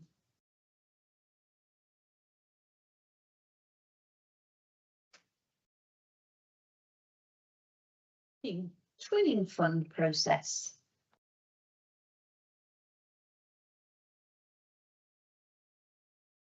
Would like to Joe. Joe. Thank you, Chair. And the purpose of this report is to identify a preferred method for the allocation of the funds that's been earmarked for both twinning groups. So the recent meeting of the twinning working group, which actually say recent 3rd of February, 2 options were considered, and a recommendation is to follow option B as detailed in the report, to follow a similar process to the grants allocation scheme. So we would use a form very similar to that used for our grants process currently used. So this will allow us to scrutinise accounts. It will give clear transparency. It will have a clear project brief as to what the funds will be used for. Some years the groups will want full funding, some years the groups may not need so much. So it just allows us to actually look at what the funds are being used for and allocate accordingly. So we're just asking council at the moment to note the recommendation, and we will test that for a year, and obviously we can review that if that process needs to be refined or updated, but it's a good start point to test the process. There is actually an appendix to the report which shows the proposed form, which is, like I said, very similar to the grants process. We've just tweaked the wording to say project rather than particular scheme of work. Thank you, Joe. Thank you. Any questions? I think that makes it a more transparent process, I think, for the twinning. So there's no questions. Yeah, I'd just like to propose that. So Councillor O'Donnell's proposing that we approve the recommendation from the twinning working group of option B to allocate twinning funds through the grant application process. Can I have a seconder, Councillor Strauss? All those in favour? Thank you. So on to the final item on the agenda. At this point, we need to discuss a motion to exclude the press and the public for this next item. Last agenda item, I apologise. Yeah. Do I go come back for the last bit or you just go quickly? No, sorry, I'll come out and explain. Oh, okay, sorry. If I don't come back, thanks for having me. It's been very insightful. All the best. I'll catch you again, Dave. Thank you. Say a bit. Yeah. So I'll read the preamble. During discussion of the following items, agenda item 20, appendix 1, 2, 3, 4 and 5, it may be necessary to pass the following resolution to exclude press and public, having reflected on the presumption in favour of openness. This decision may be required because consideration of this matter in public may disclose information falling with one of the descriptions of exempt information in Schedule 12A to the Local Government Act 1972. The committee will need to decide whether, in all circumstances of the case, the public interest in maintaining the exemption outweighs the public interest in disclosing the information. So the recommendation is that under section 100A(4) of the Local Government Act 1972, the public be excluded from the items of business, agenda item 20, appendix 1, 2, 3, 4 and 5, on the grounds that it involves the likely disclosure of exempt information as defined in paragraph 3, respectively of part 1, schedule 12A of the Act, namely information relating to the financial or business affairs of any particular person, including the authority holding that information. Can I have a proposer, please? Councillor Strauss and seconder. Councillor Garside. All those in favour?